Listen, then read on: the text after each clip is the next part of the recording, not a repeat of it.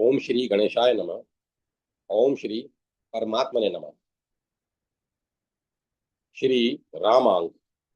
मर्यादा पुरुषोत्तम श्री रामचंद्र जी की ऐतिहासिकता एवं भगवत्ता। लेखक डॉक्टर श्री प्रभाकर जी द्विवेदी। हिंदू जाति के धार्मिक, सांस्कृतिक एवं पारिवारिक जीवन पर जो प्रभाव मर्यादा पुरुषोत्तम भगवान रामचंद्र का है, वह किसी दूसरे का नहीं। हिंदू परिवारों में बालकों के जन्म के समय प्राय ऐसे गीत गाए जाते हैं मानो स्वयं श्री रामचंद्र जी ही उत्पन्न हुए हों। विवाह के समय भी ऐसे मांगलिक गान होते हैं मानो राम और सीता का ही विवाह हो रहा हो। तथा मनुष्य शरीर की अंतिम यात्रा राम नाम सत्य है की ध्वनि के साथ समाप्त होती है। श्री राम कश्मीर से रामेश्वरम तक तथा कटक से रन कच्छ तक भारतवर्ष के कोने कोने में भगवान रामचंद्र के मंदिर बने हुए हैं। लाखों हिंदू प्रतिदिन रामायण का पाठ करते हैं। अयोध्या, पंचवटी, चित्रकूट, रामेश्वरम आदि तीर्थ स्थानों की यात्रा में लाखों हिंदू प्रतिवर्ष करोड़ों रुपए खर्च करते हैं। तथा कोई भी अध्यापक जो अपने विद्यार्थियों के नामों को अक्षर क्रम में लिखने का अभ्यासी है, वह अच्छी प्रकार जानता है कि पूरी कक्षा में लगभग 25% नाम राम से संबंध होते हैं।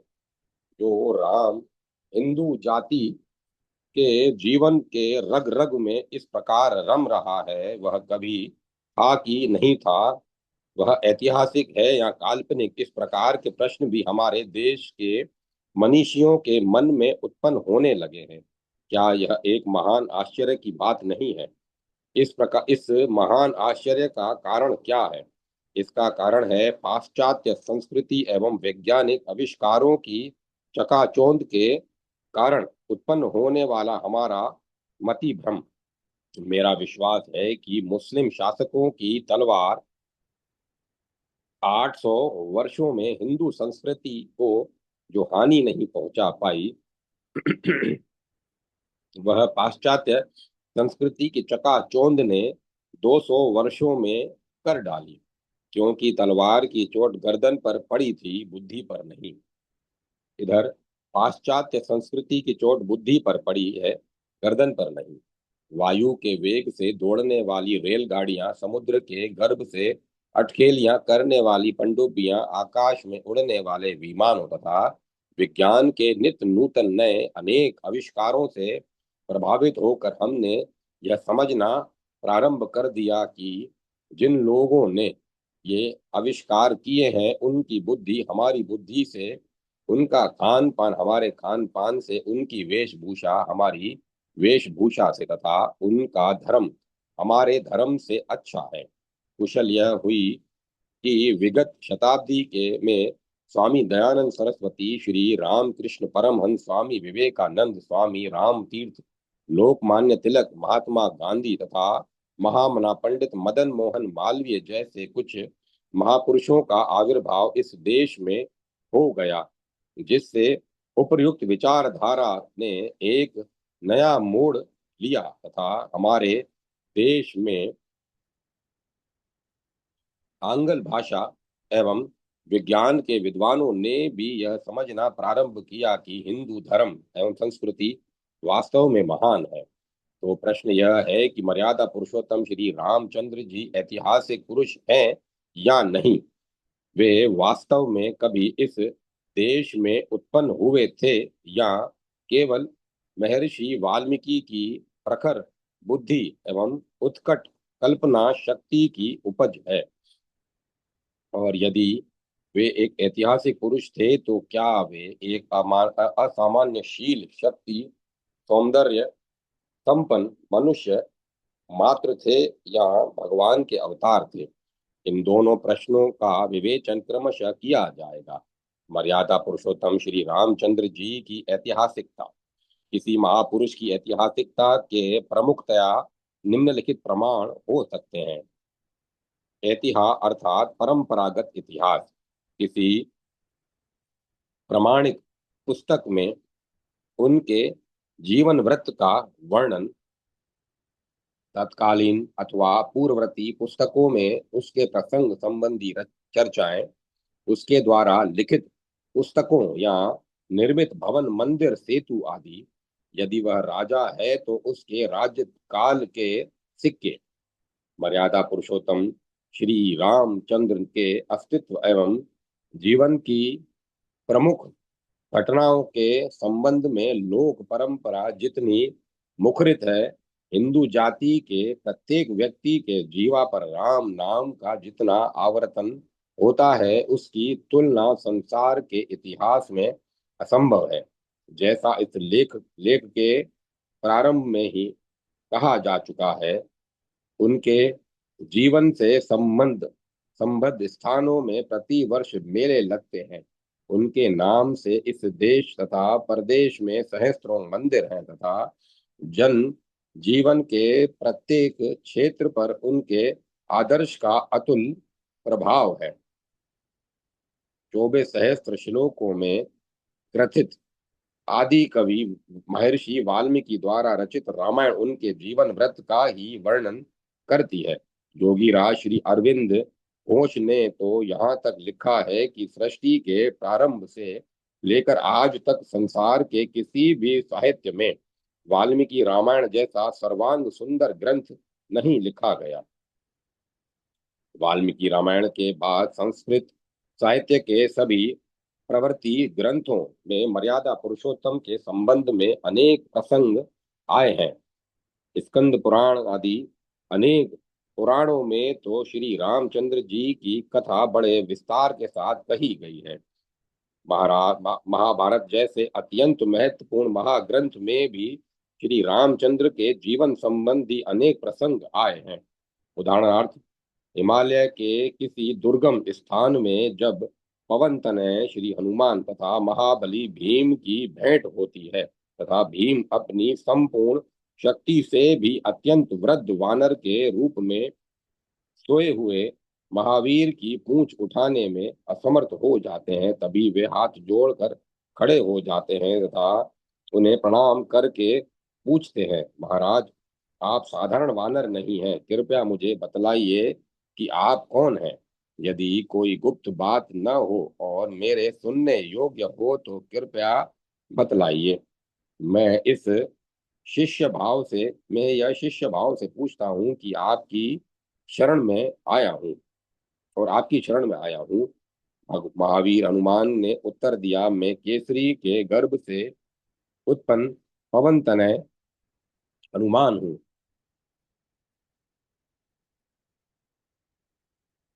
पूर्व काल में सभी वानर यूथपति इंद्रतनय वाली तथा सूर्य कुमार सुग्रीव के सेवा में उपस्थित रहते थे। सुग्रीव से मेरी वैसी ही मित्रता थी जैसी वायु की अग्नि के साथ। इसके उपरांत श्री हनुमान ने वाली और सुग्रीव के विरोध की चर्चा करते हुए श्री रामचंद्र जी की समस्त कथा तथा उस प्रसंग में अपने पराक्रम आदि का संक्षेप में वर्णन किया। पांडवों के वनवास के समय द्वैत वन में महाराज युधिष्ठिर से भेंट करने के लिए दीर्घायु महर्षि मार्कंडेय पधारे। महाराज ने उनका समय अनुकूल यथोचित स्वागत किया। सर्वज्ञ महर्षि द्रौपदी, युधिष्ठिर, भीम तथा अर्जुन को देखकर मुस्कुराने लगे। तब धर्मराज युधिष्ठिर ने उनसे पूछा, मुने, यह ये सब तपस्वी तो मेरी दुर्दशा देखकर दुखी हैं, किंतु आप प्रसन्नता पूर्वक मुस्कुराते से दिख रहे हैं, इसका क्या कारण है। महर्षि ने उत्तर दिया, महाराज, न तो मैं हर्षित ही हो रहा हूँ न मुस्कुरा रहा हूँ। आज आपकी यह विपत्ति देखकर मुझे सत्य प्रतिज्ञ दशरथ नंदन श्री रामचंद्र जी का स्मरण हो आया। पिता की आज्ञा से लक्ष्मण के साथ धनुष हाथ में लेकर वन में घूमते हुए श्री रामचंद्र को ऋषिमुख पर्वत के शिखर पर मैंने देखा था। महाभारत वन पर्व अध्याय 25 श्लोक 6 से 9 तक।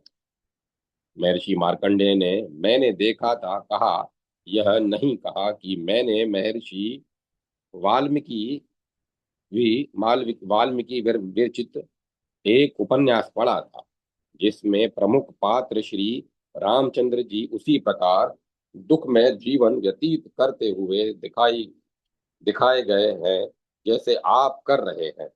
श्रीमद् भगवत गीता के 10वें अध्याय में भगवान श्री कृष्ण अर्जुन की प्रार्थना पर अपनी विभूतियों का वर्णन करते हुए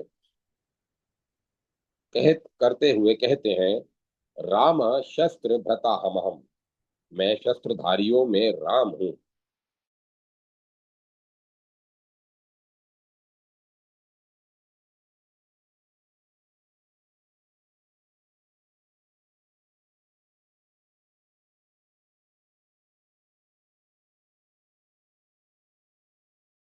इस प्रकार महाभारत भागवत एवं अन्य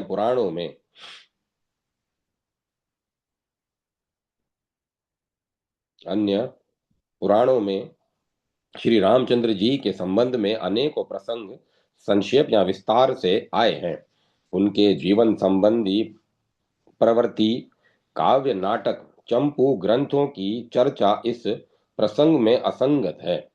4 तथा 5 रह गई बात सिक्कों तथा भवनों आदि की इस संबंध में स्मरणीय है कि अनेक प्रसिद्ध हिंदू एवं मुसलमान राजाओं के सिक्के अब भी प्राप्त नहीं हो सके हैं और उनके द्वारा निर्मित भवन आदि भी अब पूर्णतः भूमिसात हो चुके हैं। हिंदू गणना के अनुसार श्री रामचंद्र के आविर्भाव को तो लगभग 9 लाख वर्ष बीत चुके हैं।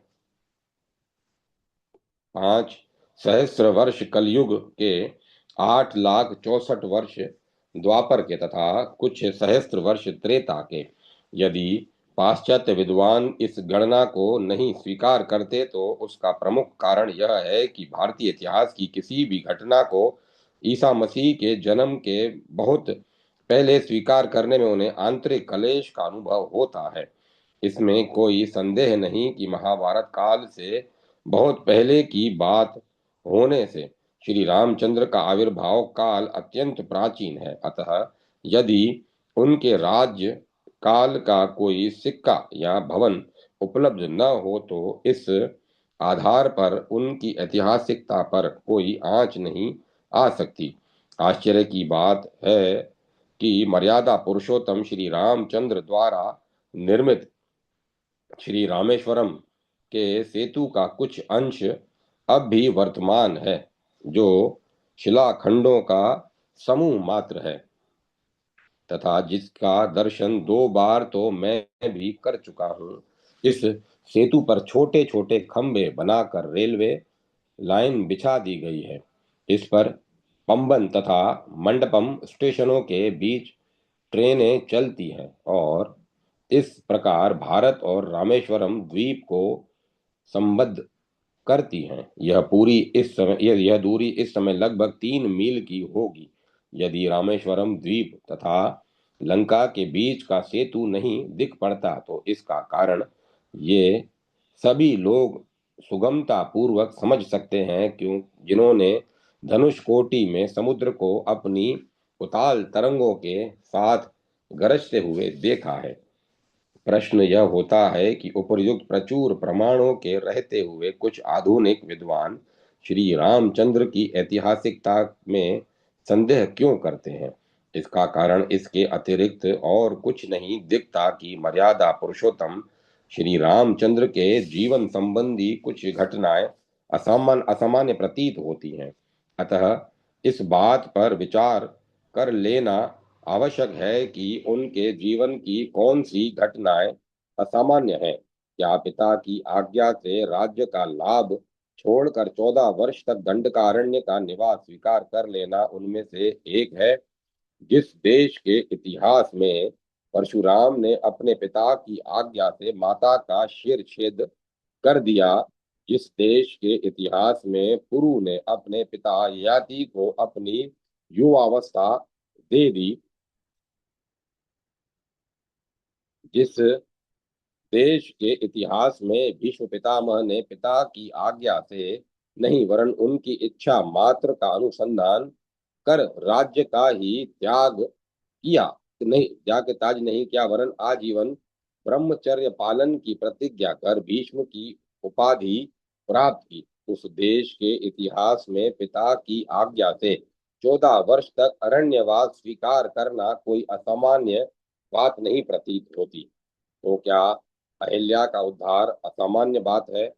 क्या अहिल्या के उद्धार के प्रसंग में श्री रामचंद्र जी के ने प्रस्तर खंड का स्पर्श कर उसे मनुष्य नहीं बनाया था? जो लोग भारतीय ऋषि मुनियों की दिव्य शक्तियों पर विश्वास रखते हैं, आजकल भी जिन्हें दिव्य ज्ञान और दिव्य शक्ति से संपन्न योग सिद्ध महात्माओं के संपर्क में आने का सौभाग्य प्राप्त हुआ है, उन्हें अहिल्या के उद्धार का उद्धार की घटना कोई असामान्य बात नहीं प्रतीत होगी।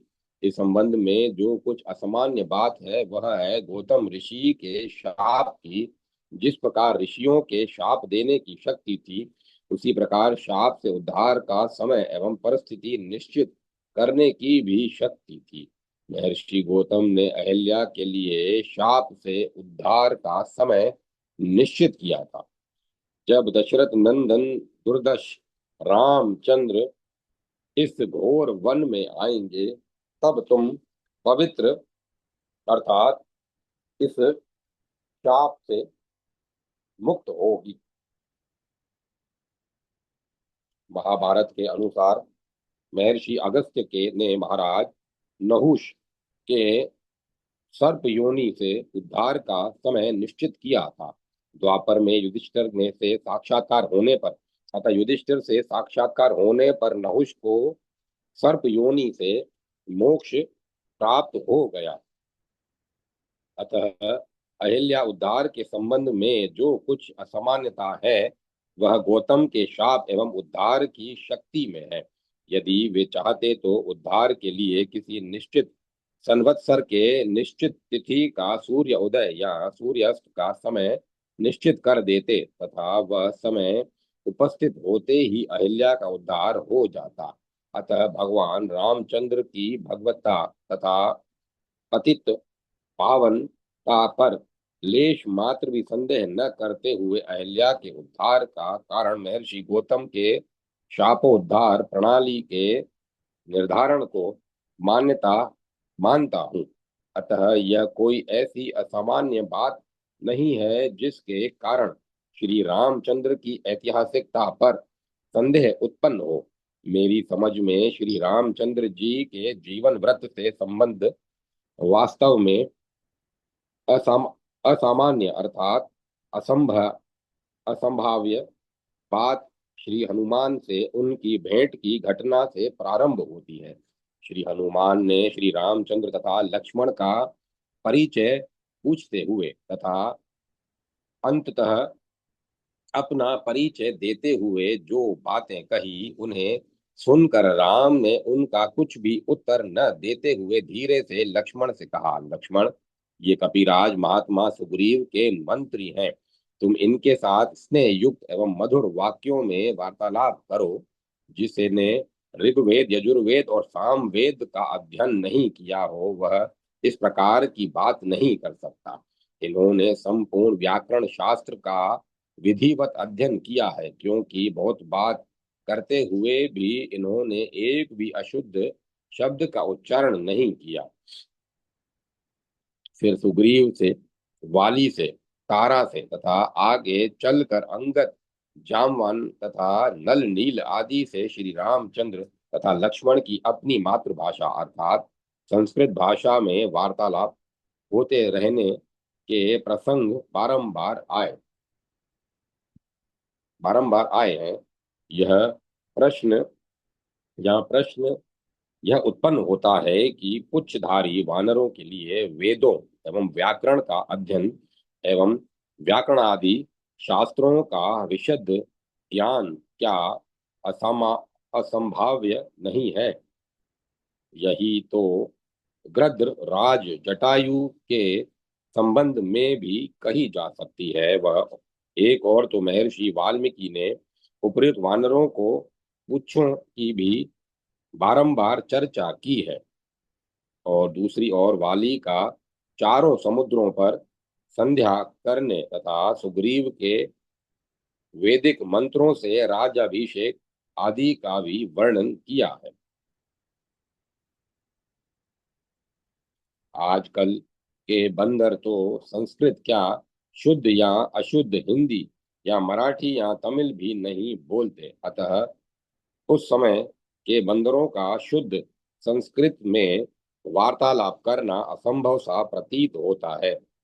कुछ इसी प्रकार की आशंका हनुमान आदि के पराक्रम के संबंध में भी उत्पन्न हो सकती है। हनुमान का शतयोजन विस्तृण समुद्र को आकाश मार्ग से कूदकर या उड़कर पार करना तथा लक्ष्मण की रक्षा के लिए कुछ ही घंटों में लंका से हिमाचल तक आना जाना यदि असंभाव्य सा प्रतीत हो तो इसमें आश्चर्य की बात नहीं है। इस शंका का समाधान वाल्मीकि रामायण में ही वर्तमान है। यदि हम इसे उसे ध्यान से पढ़ने का प्रयत्न करें तो हमारी सभी शंकाओं का सम्यक समाधान सुगमता पूर्वक हो सकता है। यह ज्ञातव्य है कि वानरों की सामान्य भाषा संस्कृत नहीं थी, संस्कृत मनुष्यों की ही भाषा थी। यह इस बात से प्रकट होता है कि हनुमान ने जब सीता को अशोक वाटिका में प्रथम बार देखा, तब उन्हें अनेक बार सोचना पड़ा कि वे सीता से किस भाषा में तथा किस प्रकार वार्तालाप प्रारंभ करें, जिससे वे उनसे संदेह न करें तथा उनकी बातों पर विश्वास करें। इस प्रसंग में उन्होंने सोचा, यदि मैं मनुष्यों की भाषा संस्कृत में वार्तालाप करूं तो सीता मुझे रावण समझकर भयभीत हो जाएगी। इसके अतिरिक्त लंका में से सीता के अन्वेषणोपरांत लौटे हुए हनुमान आदि वानरों द्वारा मधुवन में विध्वंस की कहानी उसके रक्षक दधिमुख से ने जब राम तथा लक्ष्मण के समक्ष ही सुग्रीव को सुनाई, तब राम तथा लक्ष्मण उसे समझ नहीं पाए। अतः लक्ष्मण ने सुग्रीव से पूछा, इस बंदर ने अत्यंत दुखी होकर आपसे क्या कहा? सुग्रीव ने उत्तर दिया, आर्य लक्ष्मण, दधिमुख ने हनुमनादि हनुमनादादि द्वारा मधुवन के विध्वंस की बात कही। मेरा अनुमान है कि सीता अवश्य देखी गई, किसी अन्य के द्वारा नहीं, हनुमान के द्वारा।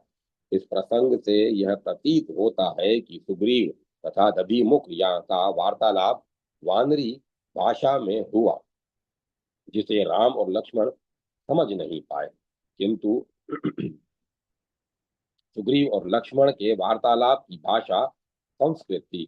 इन सब प्रसंगों से स्पष्ट प्रतीत होता है कि सुग्रीव, हनुमान, अंगद, नल, नील आदि कुछ ही वानर संस्कृत समझते तथा बोल सकते थे, सभी बंदर नहीं। अन्य बंदरों से राम और लक्ष्मण का संपर्क इन उपयुक्त बंदरों के माध्यम से ही होता था। अब प्रश्न यह होता है कि ये प्रमुख बंदर संस्कृत कैसे जानते थे? एक और ब्रह्मा से रावण ने यह वरदान मांगा था कि मनुष्य आदि प्राणियों को छोड़कर देव दानव आदि किसी अन्य के द्वारा हमारा वध न हो सके, क्योंकि मनुष्य आदि को वह तृणावत समझता था। तथा दूसरी ओर भगवान नंदी ने रावण को यह शाप दिया कि तुमने वानर रूप मुझे देखकर वज्रपात के समान अट्टहास कर अपमानित किया, अतः मेरे रूप के समान तेजस्वी मेरे वीर से युक्त वानर तुम्हारे कुल के विनाश के लिए उत्पन्न होंगे।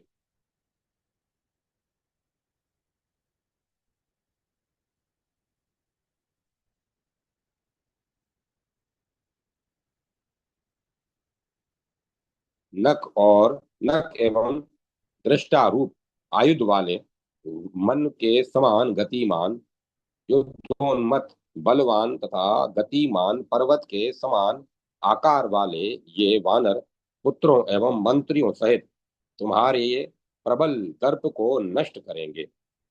अतः सबल वाहन रावण के विनाश के लिए राम के सहायतार्थ देवताओं ने ब्रह्मा की सम्मति से वानरियों से अत्यंत तेजस्वी, शूरवीर, बुद्धिमान तथा असामान्य शक्ति एवं गति से संपन्न पुत्रों को उत्पन्न किया। प्रजन शास्त्र प्रजनन शास्त्र का यह एक सामान्य नियम है कि यदि माता पिता के गुण समान न हो तो उनकी संतान में कभी माता के तथा कभी पिता के गुणों का अधिक मात्रा में संक्रमण होता है। यद्यपि दोनों में कुछ न कुछ गुण संतान में अवश्य वर्तमान रहते हैं।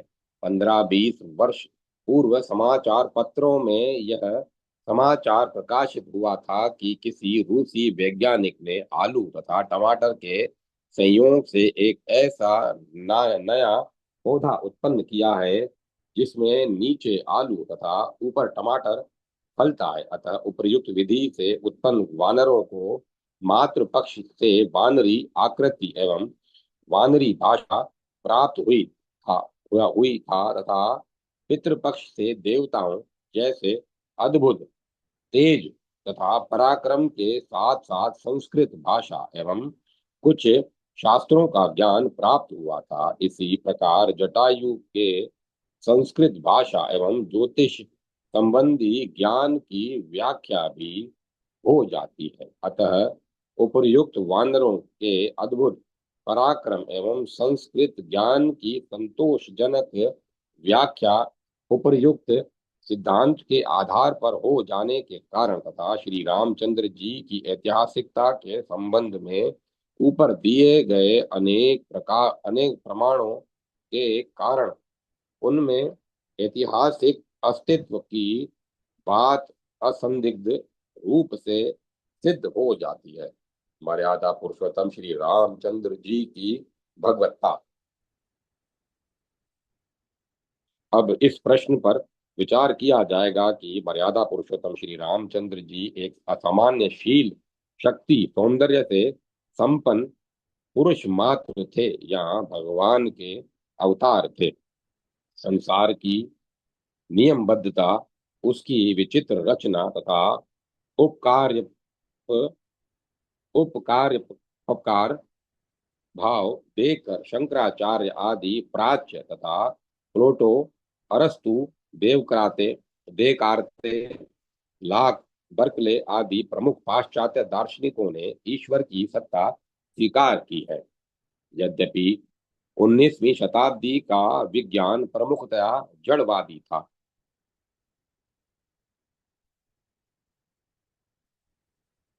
आइंस्टीन, एडिंगटन आदि आधुनिक वैज्ञानिकों की विचारधारा प्रमुखतः ईश्वरवादी प्रतीत होती है।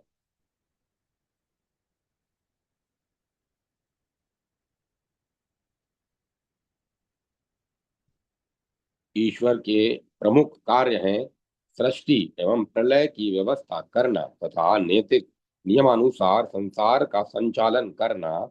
इन कर्तव्यों का निर्वाह तभी हो सकता है जब ईश्वर को न्यायी, सर्वज्ञ एवं सर्व शक्तिशाली स्वीकार किया जाए। इसीलिए स्वामी शंकराचार्य ने कहा है, मन के द्वारा भी जिस जगत की रचना तथा रूप की कल्पना करना संभव नहीं है, उस जगत की सृष्टि, स्थिति एवं प्रलय जिस सर्वज्ञ एवं सर्वशक्तिशाली कारण से उत्पन्न होते हैं, वही ब्रह्म अर्थात ईश्वर है।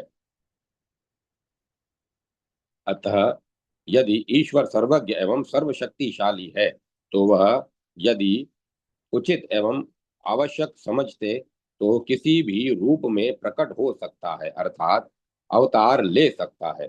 उदाहरणतः केनोपनिषद तृतीय खंड में देवताओं का गर्व दूर करने के लिए ब्रह्म के यक्ष रूप में प्रकट होने की बात आई है। इसी उसी प्रकार छांदोपनिषद में सत्यकाम जाबाल को ब्रह्म विद्या का उपदेश देने के लिए ब्रह्म के वृषभ, अग्नि, हंस तथा मृदु, मुदुग, जल, कुक्कुट इन रूपों में प्रकट होने की स्पष्ट चर्चा है। जैसे ब्रह्म यक्षादि उपर्युक्त रूपों में प्रकट हो सकता है, वैसे ही वह यदि आवश्यक समझे तो मनुष्य रूप में भी अवतार ले सकता है। ऐसा होने से होने में किसी प्रकार की तार्किक असंभावना नहीं दिखती।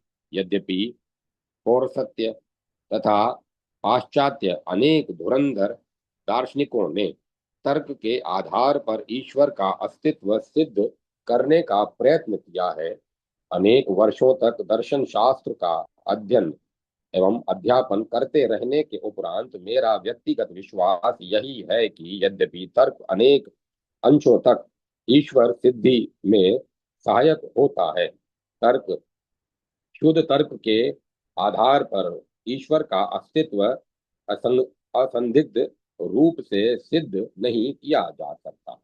किंतु इस संबंध में जैसा कई वर्ष पूर्व प्रसिद्ध दार्शनिक प्रोफेसर केसी भट्टाचार्य ने कहा था, यदि तर्कशास्त्र ईश्वर को सिद्ध नहीं कर सकता तो यह दुर्भाग्य तर्कशास्त्र का है, ईश्वर का नहीं। स्वामी शंकराचार्य ने भी बद्रायण के तर्का प्रतिष्ठान का इस सूत्र पर भाष्य करते हुए कुछ ऐसा ही मत प्रकट किया है। अतः मेरी समझ में ईश्वर का अस्तित्व एवं उसके अवतार के संबंध में भी एकमात्र प्रमाण है दिव्य दृष्टि संपन्न योग सिद्ध महापुरुषों का अनुभव अर्थात दिव्य ज्ञान।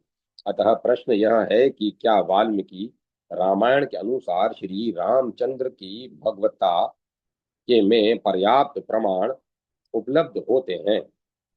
कुछ विद्वानों का मत है कि वाल्मीकि ने राम का चरित्र चित्रण एक पितृ मातृ भक्त शील शक्ति सौंदर्य संपन्न महावीर के रूप में ही किया था। उन पर उन पर भगवता का आरोप बहुत बाद में हुआ। यह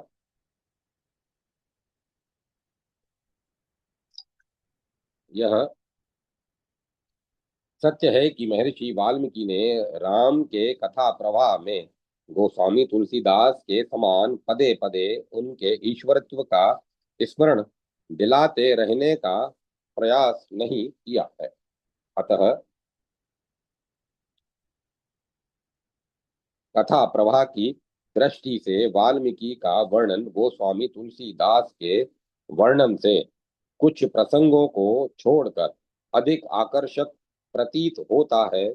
तो भी यदि ध्यान से पढ़ा जाए तो वाल्मीकि विरचित रामायण में भी श्री रामचंद्र के ईश्वरत्व के समर्थक अनेक प्रमाण उपलब्ध होते हैं। मैं राम अवतार के प्रारंभ में ही देवताओं के ब्रह्मा के साथ विष्णु भगवान के पास जाकर उन्हें रावण वध के लिए प्रार्थना करने आदि की बात नहीं कहता, जिसे कुछ लोग श्री रामचंद्र का ईश्वरत्व सिद्ध करने के लिए मूल रामायण में बाद में जोड़े हुए प्रसंग समझ सकते हैं।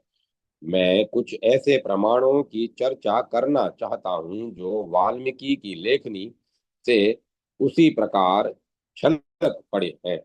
जैसे असावधानी से चलने वाले व्यक्ति के हाथ से जल या दूध का कुछ अंश छलक पड़ता है। महर्षि विश्वामित्र ताड़ का सुबाहु तथा मारीच के वध के लिए श्री रामचंद्र की सहायता की याचना करने महाराज दशरथ के यहाँ पहुंचे। महाराज ने उनका बड़ा स्वागत किया तथा उन्हें जो कुछ भी वे मांगे देने का वचन दिया।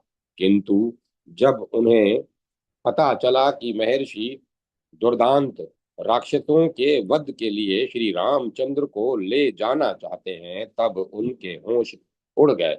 कुछ देर के लिए वे मूर्छित हो गए। पुनः संज्ञा लाभ करने पर उन्होंने बड़े दैन्य के साथ कहा, कमल के समान नेत्रों वाले मेरे रामचंद्र केवल 15 वर्ष के हैं।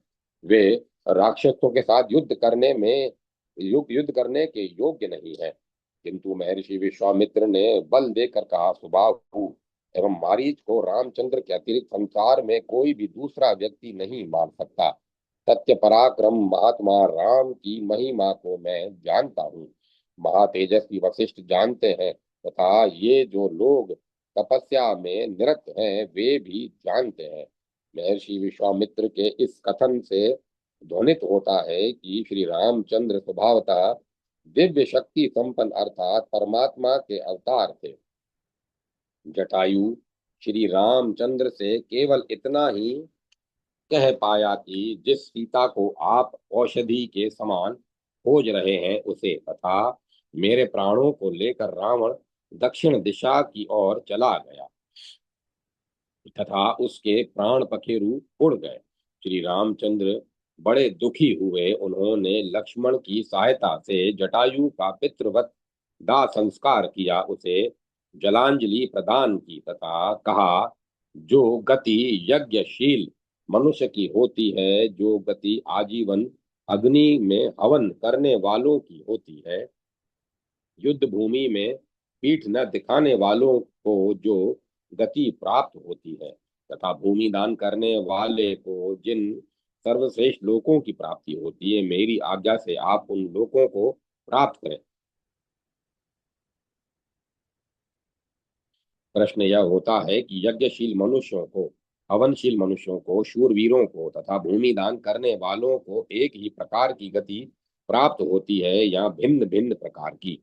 ऐसा प्रतीत होता है कि यद्यपि इन सभी लोगों को उत्तम लोकों की प्राप्ति होती है, तो भी सबको एक ही गति नहीं प्राप्त होती। यदि सबको भिन्न भिन्न गतियों की प्राप्ति होती है, तो युद्ध में पीठ न दिखाने वालों को जो गति प्राप्त होती है उसका अधिकारी तो जटायु धर्म युद्ध में प्राण परित्याग करने के कारण स्वतः था। इसके लिए श्री रामचंद्र जी की अनुकंपा की कोई आवश्यकता नहीं थी। किंतु यज्ञशिलों, हवन करने वालों तथा भूमि दान करने वालों की गतियों का अधिकारी न होते हुए भी ये गतियां उसे श्री रामचंद्र जी की आज्ञा से प्राप्त हुई। यदि कोई तपस्वी किसी अनधिकारी व्यक्ति को उत्तम गति प्राप्त कराता, तो उसे कहना पड़ता, मेरी तपस्या के एक अंश से तुम्हें ये गतियां प्राप्त हों। जिस प्रकार के प्रसंग वाल्मीकि रामायण में अन्यत्र अनेक बार आ चुके हैं, किंतु मेरी आज्ञा से तुम्हें ये गतियां प्राप्त हो, यह कहने का अधिकार परमात्मा के अतिरिक्त अन्य किसी का नहीं है। विभीषण श्री रामचंद्र की शरण में आना चाहते हैं। उन्होंने लंका से समुद्र के उत्तरी तट पर आकर श्री रामचंद्र को वानरों द्वारा अपने विचार की सूचना दी। इस संबंध में कुछ निर्णय लेने के पूर्व श्री रामचंद्र जी ने अपने मंत्रिमंडल से परामर्श किया।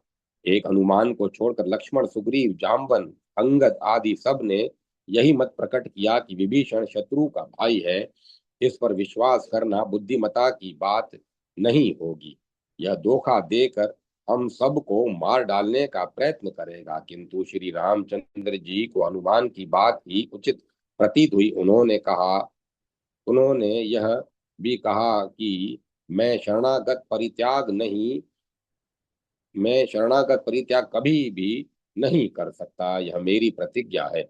जहां तक धोखा देकर हानि पहुंचाने की बात थी, उसके उत्तर में उन्होंने सुग्रीव से कहा, विभीषण दुष्ट हो या अदुष्ट, वह हमारा कुछ भी अहित क्या कर सकता है। वानर राज, इच्छा होने पर मैं उंगली के अग्रभाग से संसार के सभी पिशाचों, दानवों, यक्षों तथा राक्षसों का संहार कर सकता हूँ। यह स्पष्ट है कि ऐसा कथन सर्वशक्तिमान परमात्मा के लिए ही संभव है, किसी महावीर मात्र के लिए नहीं। यद्यपि वाल्मीकि रामायण से इस प्रकार के अनेक प्रसंग उद्धृत किए जा सकते हैं तो भी लेख अधिक लंबा हो जाने के कारण केवल एक और प्रसंग की चर्चा करके इसे समाप्त कर रहा हूँ।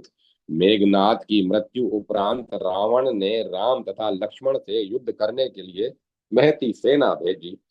उस दिन श्री रामचंद्र ने 2 घंटे के युद्ध में 10 सहस्त्र रथी, 18 सहस्त्र हाथी, 14 सहस्त्र अश्वरोही तथा 2 लक्ष पदादि राक्षसों का संहार करके सुग्रीव, विभीषण, हनुमान, जामवन तथा मेंद्र एवं द्विविद से कहा, यह दिव्य अस्त्र बल या तो मेरे पास है या भगवान शंकर के पास। दिव्य अस्त्र बल के दिव्य अस्त्र बल में भगवान शंकर की समकक्षता के कारण तथा विष्णु का नाम नहीं लेने के कारण मर्यादा पुरुषोत्तम श्री रामचंद्र का भगवान विष्णु का अवतार होना स्पष्ट ही ध्वनित होता है।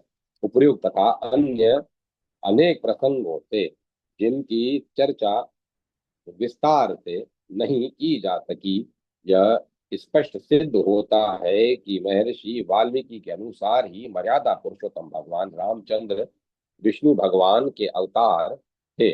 उनका अमृतत्व, उनका अवतारत्व परिवर्तित काल में आरोपित नहीं किया गया। जय माता सरस्वती। जय माता सरस्वती। भगवान राम का जन्म काल एवं जन्म कुंडली। लेखक आचार्य श्री बलराम जी शास्त्री। श्री राम को सभी लोग मर्यादा पुरुषोत्तम मानते हैं, किंतु कुछ लोग श्री राम को अवतारी पुरुष न मानकर केवल महामानव ही मानना चाहते हैं। इसी संदर्भ में श्री राम के जन्म का आदि पर कई विचारधाराओं से विचार होने लगा है। सर्वप्रथम यहाँ पर कुछ पाश्चात्य ऐतिहासिकों के विचारों का उल्लेख किया जा रहा है। जोन्स नामक एक अंग्रेज इतिहासज्ञ ने श्री राम का जन्म काल ईसा पूर्व 2029 वर्ष स्वीकार किया है। दूसरे पाश्चात्य इतिहासज्ञों विद्वान कांड ने ईसा पूर्व 1100 वर्ष श्री राम का जन्म समय निर्धारित किया है। वेंथली नामक पाश्चात्य इतिहास यज्ञ ने उनका जन्म काल ईसा पूर्व 950 वर्ष ही अंगीकार किया है। और विल्फर्ड नामक इतिहासज्ञ ने ईसा पूर्व 1360 वर्ष राम का जन्म काल माना है। इस प्रकार सभी पाश्चात्य इतिहास विद्वानों ने अपने अपने अध्ययन के अनुसार आधार पर श्री राम का जन्म समय ईसा के पूर्व मानकर अपनी मान्यता की इतिश्री कर दी।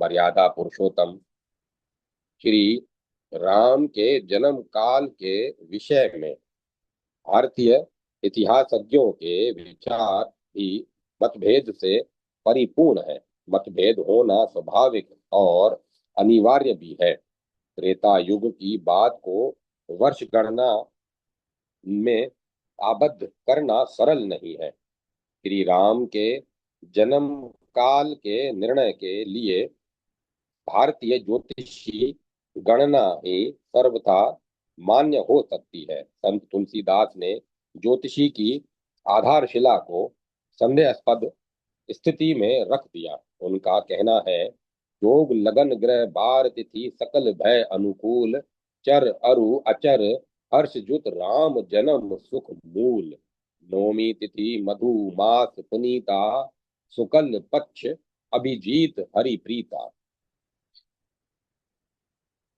इस आलेख में वास्तविक वर्ष का ज्ञान प्राप्त करना सरल नहीं है। केवल चैत्र मास शुक्ल पक्ष नवमी तिथि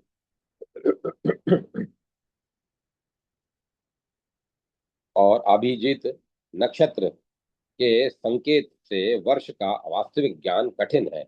इस संबंध में आदि कवि ने तो संकेत दिया है, वह अंधकार में प्रकाश स्तंभ का कार्य करता है। आदि कवि ने लिखा है, श्री राम जन्म काल के समय महाराज दशरथ के पुत्रेष्टि यज्ञ समाप्ति के बाद 12 मास बीतने पर चैत्र शुक्ल नवमी के दिन पुनर्वसु नक्षत्र के समय कर्क लगन में 5 ग्रह जब अपने अपने उच्च में स्थित थे, गुरु चंद्रमा के साथ थे, उसी समय श्री राम का अवतार हुआ।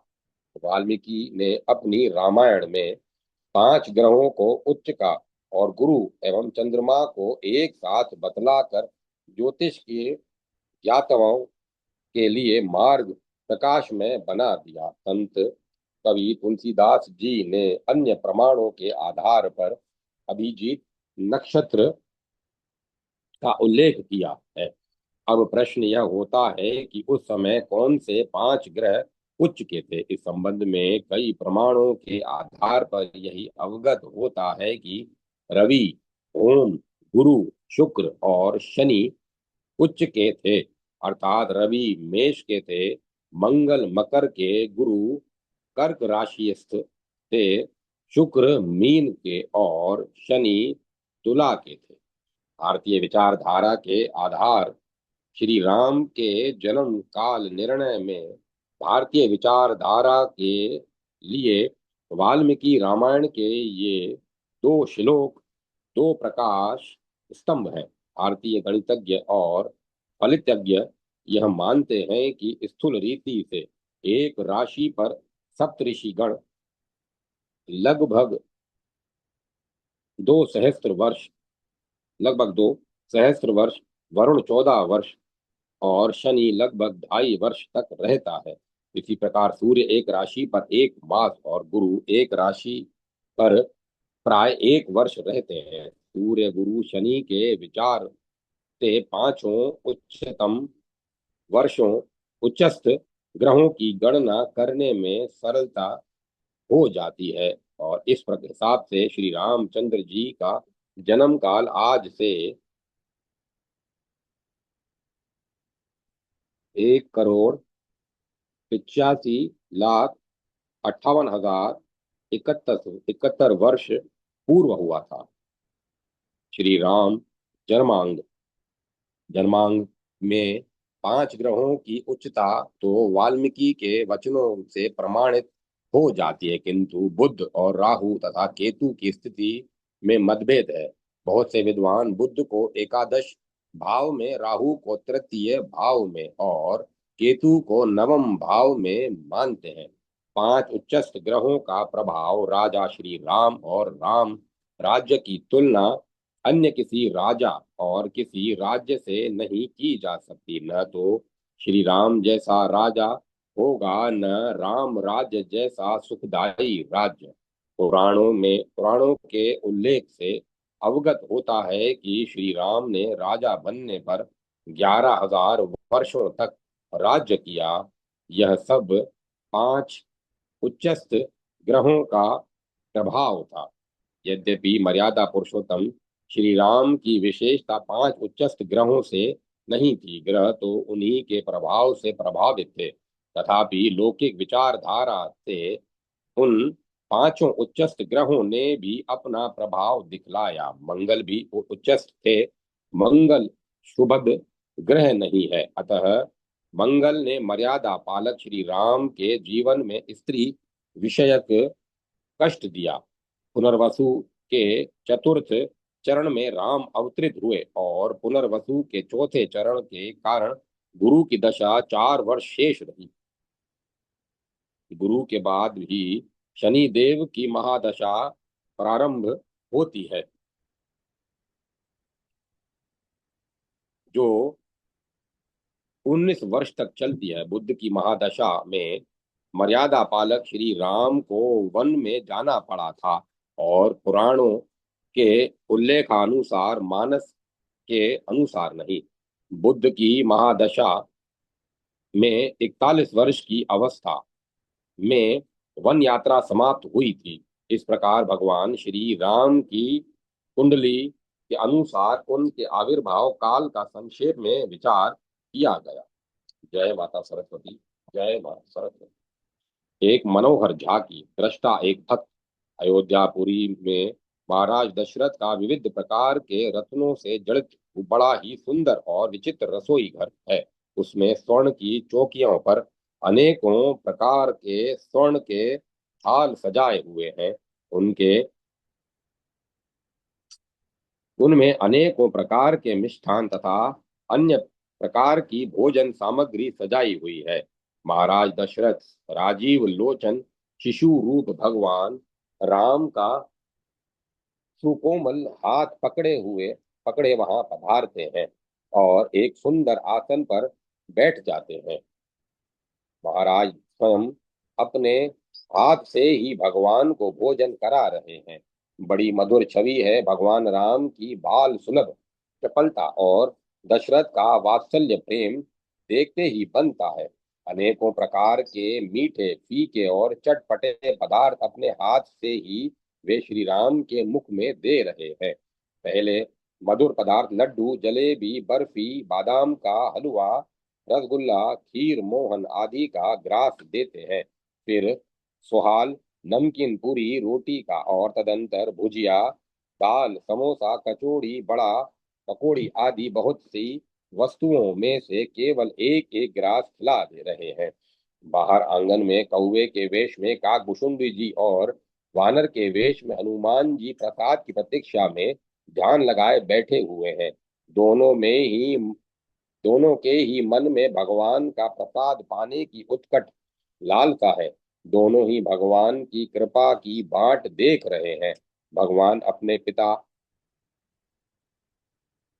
दशरथ को प्रसन्न करने के लिए उनकी इच्छा के अनुसार भोजन कर रहे हैं और भीतर ही भीतर उन्हें प्रसाद देने की भी सोच रहे हैं। कभी कभी मुस्कुराकर उनकी और देख लेते हैं। भगवान तो अंतर्यामी है ही और उनकी भक्तवत्सलता का तो कहना ही क्या है। अवसर पाते ही वे थाल में से एक रोटी लेकर बड़े जोर से आंगन की ओर भागे। दशरथ जी खिलाते खिलाते मुग्ध हो रहे थे। आंगन में चले जाने पर उन्होंने देखा और वे भी उनके पीछे पड़ने के लिए दौड़े। दौड़ते हुए दशरथ ने कहा, बेटा लाल, इस प्रकार खाते हुए कहाँ जा रहे हो? तनिक सुनो तो सही, बेटा मेरे पास लौट आओ, मेरे हाथ से खाओ। कहीं दौड़कर भी खाया जाता है, परंतु भगवान उनकी पकड़ में नहीं आए। वृद्ध शरीर के कारण दशरथ जी हाँफने लगे। उनसे दौड़ा नहीं गया। माता कौशल्या ने कहा, महाराज आप परिश्रम न करें, मैं अभी अपने लाल को पकड़ कर लाती हूँ। दशरथ जी बैठ गए। माता कौशल्या ने दौड़कर रामलला को बाह रामलला की बाह पकड़ ली। आंगन में मणियां जड़ी हुई थी। स्फटिक और नीलम के खंभे बने हुए थे। भगवान ने उनमें अपनी परछाई देखी और लगे नाचने। उन्होंने देखा कि मेरे नाचने के साथ साथ खंभों में बहुत से राम नाच रहे हैं। भगवान जितने उल्लास के साथ नाचते, जितना उछलते, जो जो ठुमक ठुमक पैर रखते, त्यों ही त्यों प्रतिबिंब की मूर्तियां भी नाचती और अपने अपने पैर रखती। उस समय सा आनंद और प्रेम की मधुमती धारा प्रवाहित होने लगी। परम सुख का समुद्र उमड़ आया। आहा, हाँ, कितनी मधुर छवि है, कैसा सुंदर नर नर्तन है। कमल के समान सुंदर रत्नारी आंखें प्रेम की वर्षा कर रही है। पित्त जंगुली की शोभा विलक्षण ही है। काले काले लंबे लंबे घुंघराले कपोलों तक लटकते हुए केश मन को बरबस हरण कर रहे हैं। श्याम मूर्ति में हरी झलक अनुपम ही है। हाथ में रोटी लिए हुए नाच रहे हैं, कैसा आनंद है। कौशल्या तो मुग्ध हो गई। उन्हें स्मरण ही नहीं रहा कि महाराज थाल पर जीमने के लिए बैठे हैं। वे निर्निमेष नेत्रों से भगवान के इस अनुपम रूप रस का पान करने लगी। धन्य श्री काकभूषुंड जी भगवान का चरण स्पर्श करने के लिए अपनी चोंच बढ़ा रहे हैं। भगवान दौड़कर उनके पीछे आ जाते हैं और बोलते हैं, पू। काकभूषुंडी जी उड़ जाते हैं। भगवान भी पीछे पीछे दौड़ते हैं। कभी कभी भगवान अपनी रोटी दिखाकर अपने पास बुला लेते हैं, कभी कभी चिढ़ाकर भगा देते हैं। इसी प्रकार काकभूषुंड जी के साथ खेल रहे हैं। तदंतर भगवान रोटी का एक टुकड़ा काकभूषुंड जी के सामने गिरा देते हैं। वे प्रेम मुग्ध होकर रोटी का टुकड़ा उठा लेते हैं और बड़े प्रेम से सब कौओं को भगवान के प्रसाद का रसास्वादन कराते हुए स्वयं पाते हैं। भगवान के प्रसाद की कुछ ऐसी महिमा है कि वह एक से अनंत बन जाता है। कैसा आनंद है, कितना मधुर दर्शन है। काकभूषुंडी जी भगवान का प्रसाद पा रहे हैं। हनुमान जी भगवान के साथ खेलने के लिए नन्हा सा रूप धारण करके आए हुए थे। वे भी उसी समय भगवान के चरणों का स्पर्श करने के लिए ललायत हो उठे। वे चरण स्पर्श के लिए लपके ही थे कि भगवान अपनी बाल लीला का अभिनय पूर्ण करने के लिए चौंक कर उछल पड़े।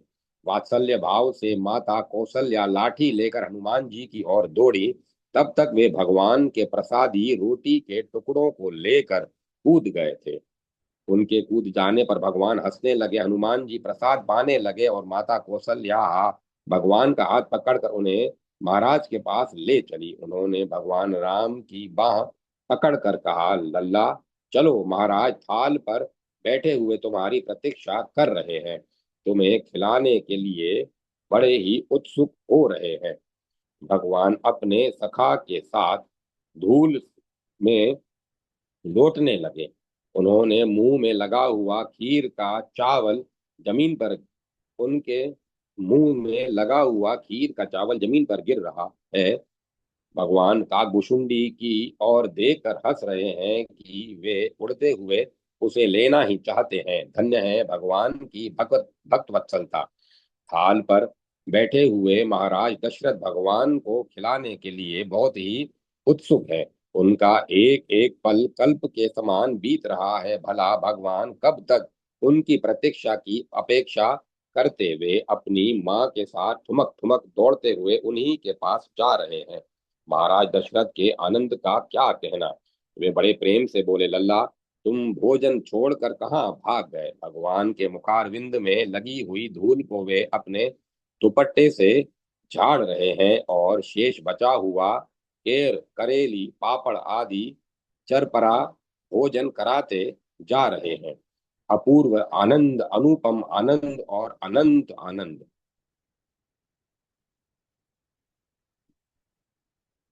मनुष्य के वेश में देवराज इंद्र आकर भगवान का मुंह धुला रहे हैं। देव ऋषि नारद पान दे रहे हैं। अब भगवान अपने पिता की कनिष्ठी का उंगली पकड़े हुए ठुमक ठुमक चल रहे हैं। पहले महल में गए, फिर सभा मंडप में।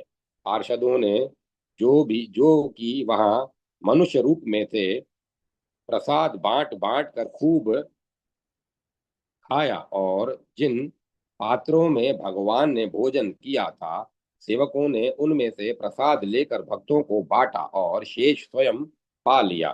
फिर उन पार्षदों को पात्रों को शुद्ध करके रख दिया। सब लोग सभा मंडप में एकत्र होकर भगवान के अनुपम रूप माधुरी का रस लेने लगे। आहा, परमात्मा परमेश्वर परम पुरुष होते हुए भी भक्तों को आनंदित करने के लिए प्रभु कैसी कैसी लीला कर रहे हैं। मैं अजन्मा और अविनाशी स्वरूप होते हुए भी तथा समस्त प्राणियों का ईश्वर होते हुए भी अपनी प्रकृति को अधीन करके अपनी योग माया से प्रकट होता हूँ। जय माता सरस्वती। जय मां सरस्वती। अब कथा को विराम दिया जाता है। ओम तत्सत, ओम तत्सत, ओम तत्सत।